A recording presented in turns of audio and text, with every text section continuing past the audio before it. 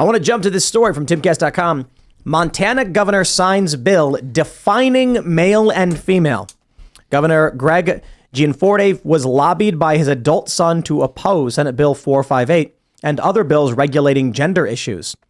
They say he signed Senate Bill 458 into law on May 19th. The bill states the term female refers to a member of the human species who under normal development has XX chromosomes and produces or would produce relatively large, relatively immobile gametes or eggs during her life cycle, and has a reproductive and endocrine system oriented around the production of those gametes, including an individual who would otherwise fall within this definition, but for a biological or genetic condition.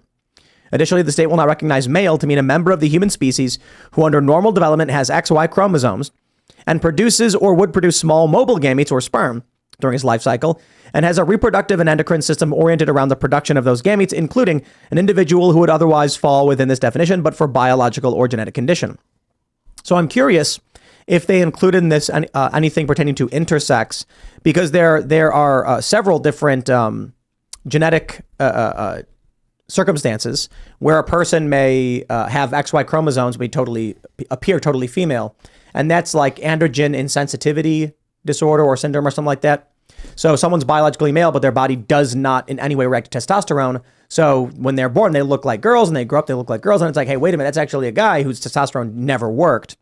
And then there's also people, there's a variety of syndromes where people could be XYY or XXY. Mm-hmm. I'm wondering how it defines them. Yeah. I will say, however, this is particularly interesting considering the transgender rep, in Montana.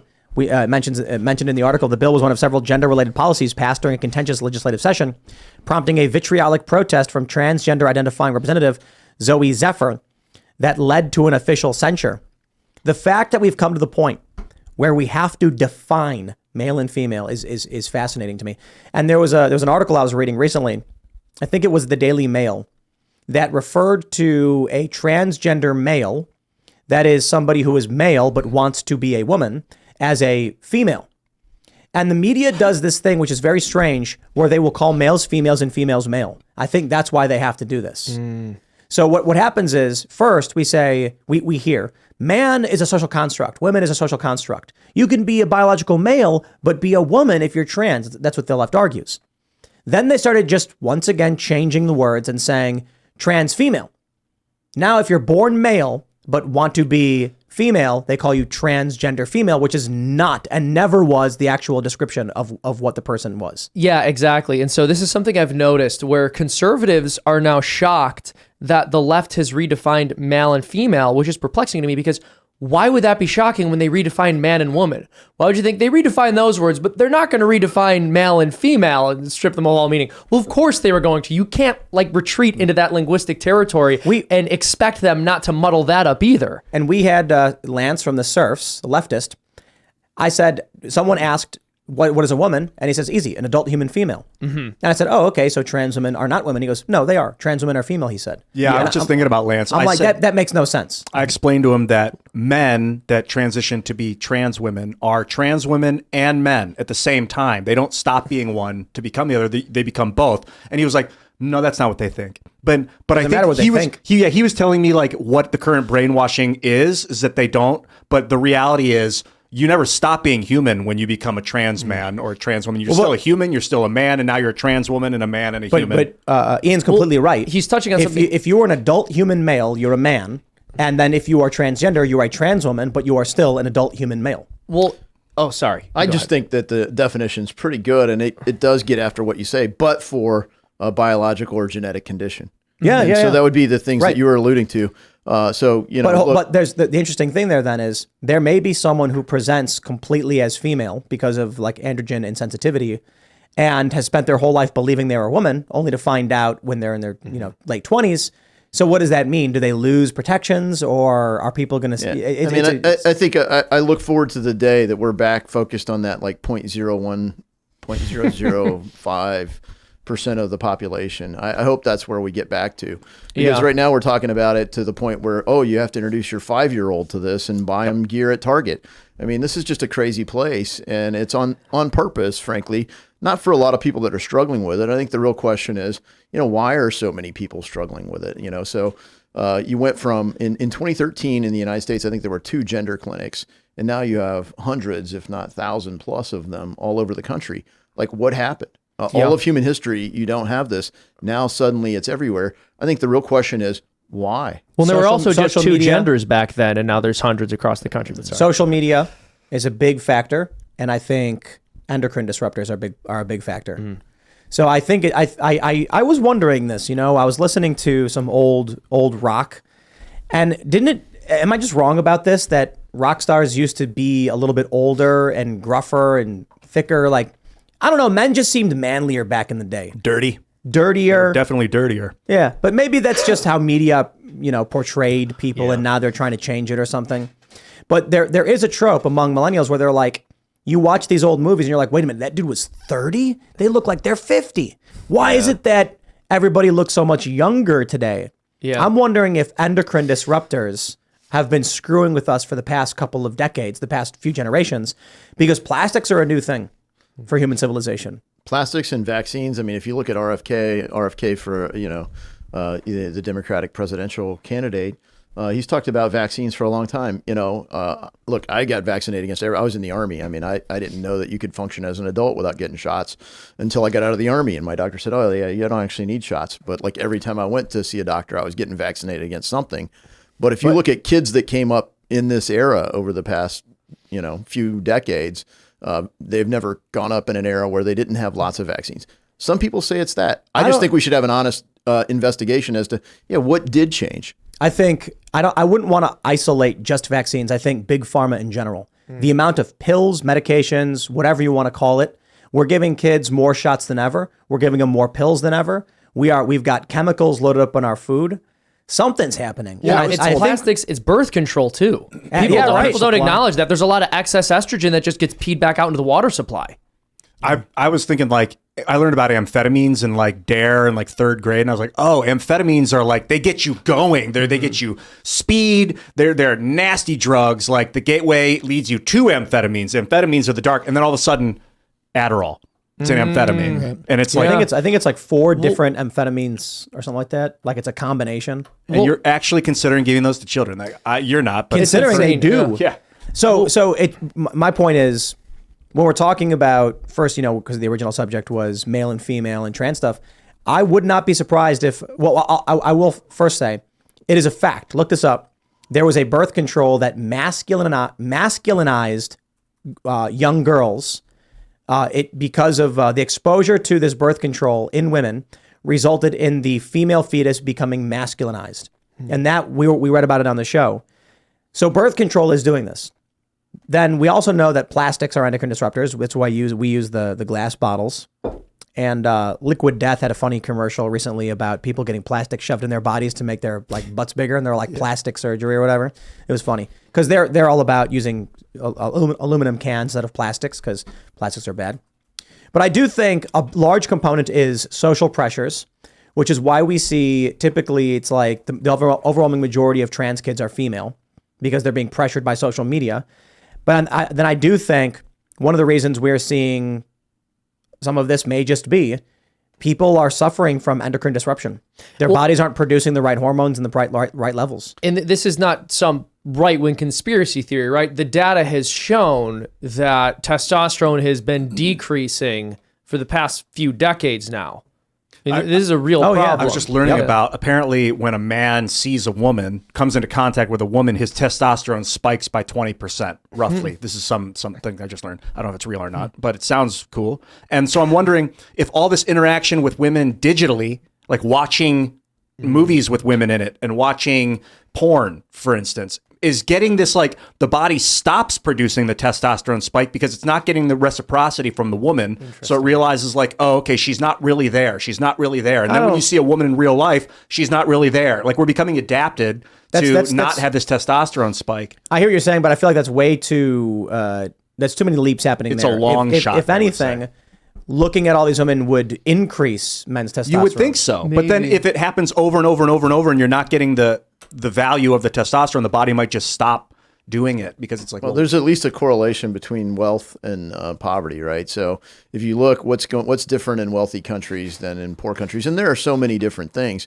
But I do think that it'd be a worthwhile subject. But today, I mean, look, this professor at Brown, she got canceled. She was one of the first cancel culture people in it. I mean, she's an atheist professor at Brown, and she started going, well, what happens with like, okay, there's someone who's transgender, and then in their peer group, once one person identifies as transgender, lots of other people in that school or in that peer group start to identify as transgender too. And she coined it sudden onset gender dysphoria because she wanted to investigate it and gave it a label. But the whole APA, Psychological Association, went after her, canceled her, got her unpublished and everything. She'd written scholarly journals, and she was going at it from an academic perspective. They've literally worked to kill any serious academic study into, what does explain this? And it was just an intellectual curiosity, like, well, why is it all of a sudden spreading to other people versus, the biological or genetical issues that were referenced in the Montana law? Yeah, well, this is also interesting too, right? Because they'll argue that this idea of social contagion is also a far-right conspiracy theory, but the president of WPATH, which is like the leading transgender activism organization on the planet, has acknowledged that social contagion is driving, in some part, the massive surge of kids who are now identifying as trans. Yeah, you could also call it peer pressure. That's what we used to call it in the 80s. Well, isn't it so crazy that they would even try to get away with saying teens aren't doing things because of peer pressure? Of course they are. Dude, and how could you say there's this one category of behavior that's immune to peer pressure among teens? It's also, that's insane. It's a way for a kid to take control of their parents and the law, basically. Control from their parents. Yeah, if a 14-year-old can be like, now because I say this, you all have to bow to me, and I'm 13.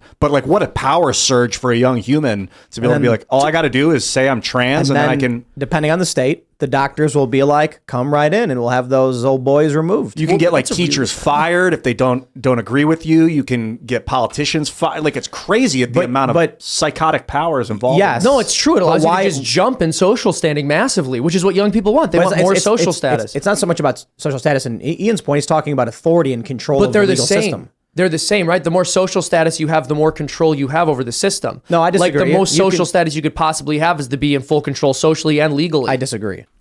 Social status is like celebrity, where people want to just give you things, be around you, and, in terms of authority, you could be the most hated person in the world, but everyone gives you stuff. But I would say that somebody who is in a position of legal authority but is hated has a lower social status than someone who's in a position of legal authority and who everybody loves. I'm saying that they both play a role in social status. Like, if our laws privilege a certain group of people, they have a higher social status, no? Like, to a certain degree, you can argue that people are attracted to someone of great governmental wealth, but there's a balance. Yeah. If you are the ugliest, most out of shape, smelliest, dude living in a basement. All right, I get it. Ian, you can go out in New York and you can dress up in a historical period according to New York law, and they are forced to give you what you want. You can force a massive multi-billion-dollar corporation to do whatever you want. That doesn't mean you have any good social status. Yeah, and that's kids in general have no social status. That's the issue, actually. That people of no social status are going and exploiting the system. Well, but I would say that if there are laws that are written that tell people they're not allowed to disagree with you, there's social status in that, right? When our legal system privileges groups of people, that boosts their social status. Yeah, 100%. So if the law says anyone can do whatever they want, there's no social status. Yeah. But my argument is not that social status. I understand that there has to be a differential. Like, some people have to be lower in social status than others for like the legal question to apply. My point is simply that when one group of people are set aside by the law and said they have special privileges, that increases social status. But I'm talking about how the law does not protect a group of people. It's random. The New York City law says anything you do is protected. It's literally anything. So a homeless person of no social status has control in a system if they choose to. That's not social status. That's just a broken system. So my initial response to what Ian was saying is that creating these quote unquote transgender protections boosts the social status of people who have that identifying label. What I'm trying to clarify is that's not the case. You don't think so? You don't think that boosts their social status? The fact that they can go around telling people they have to use their pronouns, or that employers can't discriminate on that basis? Because anyone can do it for anything, right? So the law doesn't say you have to use someone's she, her, he, and pronouns. It says anyone who says anything has to be respected. Well, I'm just going to say in New York, if you're a black man and defend anything conservative, then you must be a white supremacist, right? So, I mean, I do think there's something, I don't know whether it's called social status or whatever, but you have all these people that it's like, if you step out of what they're, one of my colleagues referred to some of the, we don't need any more brown faces that aren't brown voices, or black faces that aren't black voices, or things like that. And it's like, whoa, Tim Scott's like, I'm not supposed to talk, and so there is this kind of, I don't know, heresy code. I don't know whether it's status or whatever, but kind of this whole kind of woke culture has got its own heresy code. There is no doctrine of grace over there. You cross the line, you're canceled. And so I think, to your point, but that's highly selective in terms of where you would even have status. I mean, some areas is not going to, your status goes even worse, and maybe even in peril. When they say that anyone can dress in a historical period costume, they're not privileging transgender people. They are basically saying anyone can wear and dress and be called whatever they demand, and you must adhere to it. If they said, if someone who is traditionally male appears in non-traditional, or appears as female, presents in female stereotypical clothing, using female names, you cannot discriminate on this basis. That would be outlining just trans people. But New York's law, it's the weirdest thing I've ever seen. It says you can dress in historical period. Like, those words actually appear in the law, which means you could dress up like a pirate in New York City and say, I'm pirate gender, and it's protected. Not even asking, and your pirates could be R and matey. And that's not a group of people. Pirates are not protected, but they are now. That's my point. Yeah. Pirates are not protected gender in New York City. Yeah, well, you are a privileged class. This is something that Jordan Peterson said in response to Bill C-16, which I thought was a great observation, which is that what a lot of these protection laws do is they enshrine a person's fashion choice as like a legally protected identity. That's what I'm wondering. Could I go in chainmail or like plate mail? Yes. And be like, I identify as a knight from the Middle Ages. So look, I've brought this up time and time again, where the lawyers told me and I will get laughed out of the courtroom, but the New York Civil Rights Law, Human Rights Commission says historical period. I have no idea why. That's kind of insane. It's not gender. If I identify as a knight. But it literally says it, meaning you can put on a full plate armor and be like, these are my clothes. We talked about this a while ago, right? Yeah, and that's right. We actually had a lawyer on the show, and they were basically saying that, I think we were joking about wearing a fursuit or something and saying like that, and he said, I mean, legally, yeah, but you'd probably get laughed out of the courtroom. Well, no, I talked to several human rights lawyers who told me that. So this is 2019 or whatever. I call a bunch of lawyers and I said, what would happen if someone did this? And they said, everyone knows the point of the law. You'd get laughed out of the courtroom. The problem is now, as they've expanded it, there's no way this makes sense when they added the words historical period, because now it's, you can dress up like I mentioned, put on a safari costume and a big white fake beard and call yourself the Colonel, and that's protected. It's historical period is protected. Yeah, I think at some point, a lot of the countries just like, we're going to move on. You guys go ahead and do that. And we're not going to go along with it. And that's kind of where this whole effort to counter that, it goes with Bud Light. Like, man, go do your thing as an adult, whatever you are, but I'm not drinking Bud Light anymore. We talked about that last night. How do you see like the value and differential between political power and, I guess, private sector power? Well, there's obviously some sort of correlation between power and money, right? So I don't think that's new to our culture or any other place around the world. But if you look at influence, at some point, cultural influence really drives the politics. I mean, a lot of times people say in a functioning democracy, you get the government you deserve. You get what you voted for. And people will get frustrated by what we get. And it's hard to believe that, you could have, Marjorie Taylor Greene win 80% of the vote in her district, and, AOC win 80% of the vote in her district. And people love them both, but they're so very different. And I think that gets to like our Constitution actually is designed to have that kind of flexibility. But somehow in the era that we're in, there's this idea that everything has to be federalized. And I think that's the problem. It's like, you can actually do your thing in New York and do it your way. Ohio, we're not going to do that probably.